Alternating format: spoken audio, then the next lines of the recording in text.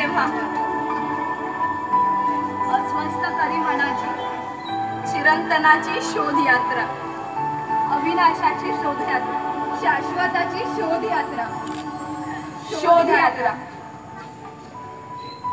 प्रबोधिनी, तुझा आनंदाचा झाड त्या उपवनात तुझी वाट पाहते. तो अश्वत्थ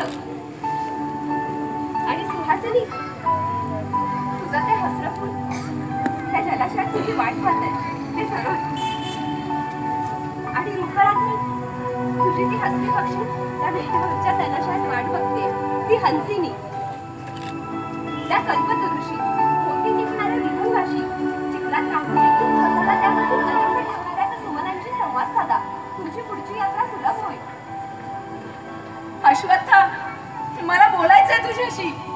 हंसिनी, कुठे आहेस का तू? सरोज, मी येते तुझ्याकडे.